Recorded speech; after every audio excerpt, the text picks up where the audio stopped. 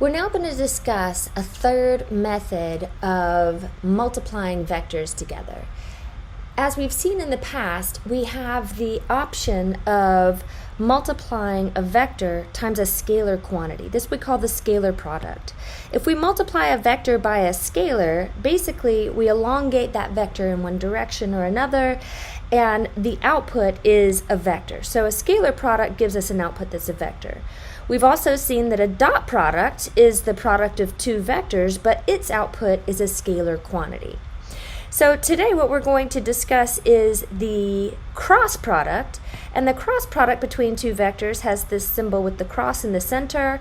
The cross product is going to give us a third vector, and what we'll see is that the cross product of two vectors is going to turn out to be perpendicular to both of the two vectors that were crossed. So the cross product is a vector, and that product is going to be perpendicular to the two vectors that were originally crossed. Now, before we start discussing what the cross product is and how it's calculated, we need to recall how to calculate the determinant of a matrix. The determinant of a matrix is given by these the symbol for calculate the determinant is these vertical bars here, and the way that we calculate the determinant is by multiplying the elements along the main diagonal, so A times D, and then we subtract from that the product of the elements on the other diagonal, minus C times D. And this is how we would calculate the determinant of a 2 by 2 matrix. So let's consider now a three-dimensional vector A and a three-dimensional vector B. By the way, the cross product is only able to be calculated in 3 dimensions. Because of the fact that we are going to end up with a product or a cross product that is perpendicular to both A and B, we need a third dimension to be able to come away from that plane that is determined by A and B. So cross product is only going to be applicable in R3 or in 3 dimensions. Now, the cross product is defined to be this vector. Now, this vector is terrible to try to memorize this formula. It's not an easy formula to memorize like this, but we have an easy way of calculating the cross product, and we can use basically the pattern of determinants to come up with this cross product as opposed to trying to memorize this formula. So what we're going to do instead of memorizing that formula is capitalize on the fact that the pattern for that formula follows the pattern of calculating the determinant of a matrix.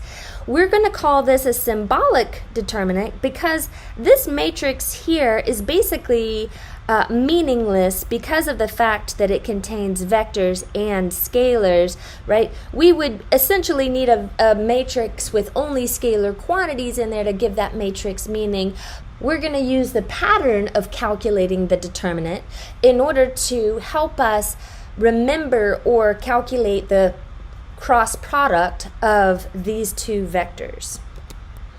So in order to calculate the determinant of a 3 by 3 matrix, what we would do is we're going to take the top left-hand element, and that element is going to be multiplied by the determinant of the matrix that would remain if we eliminated the row and column that contains that element. So we're going to take this element, vector I, and multiply it by the determinant of A2, A3, B2, B3 in a matrix. So that's our first term. Then our next term is going to switch signs. So this first one was positive, the second one is going to be negative. Then we're going to multiply the element in this middle position going along this top row. J is going to be multiplied then by the determinant of the matrix that results if I were to eliminate its row and column. So the elements that are left are A1, B1, A3, B3, and we create a 2 by 2 matrix out of that and multiply the J vector by the determinant of that matrix. And then we alternate signs. So our signs are going to alternate, positive to negative to positive again. And then our last term is going to be composed of looking at our third top row element and eliminating essentially the row and column that contain that element, and we'll multiply that k value, that vector k, by the 2 by 2 matrix that would remain if we were to eliminate its row and column. So we're going to create a 2 by 2 matrix out of the elements a1, a2, b1, b2, and then multiply our k term by the determinant of that matrix. So we'll do this a couple of times in several examples, and the pattern will start to be a little bit easier once you've seen it play out. But essentially, this is the way that we would calculate the determinant of a 3 by 3 matrix.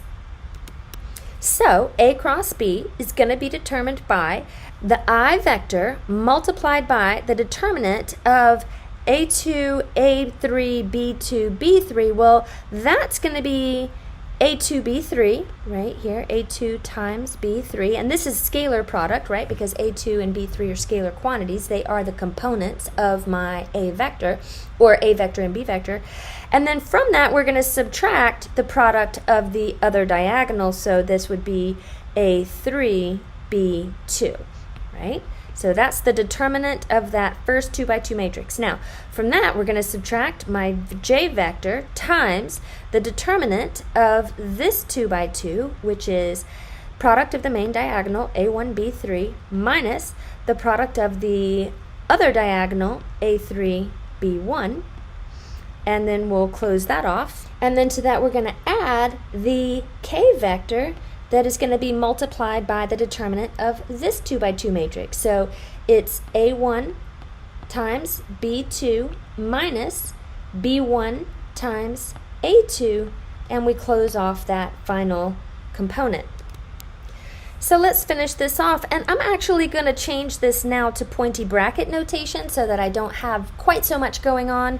The I component, or the component in the direction of the x-axis, would be A2B3, this is a scalar product, minus A3B2, comma, the component in the direction of J. Now, we're going to distribute this negative into that paren, so we'll end up with positive A3B1 and then minus A1B3, right, because those components have to switch signs. And then our Z component, or the component in the direction of K, is going to be A1B2 minus, let's switch that to A2B1 so that everything has the A value that's first. And we'll see then here that that does match the formula for calculating the cross product that we saw up here a moment ago, right? This is the same formula that we had and could have memorized, but for myself personally, I would much rather calculate this every time, because calculating the determinants is not a hard pattern to remember.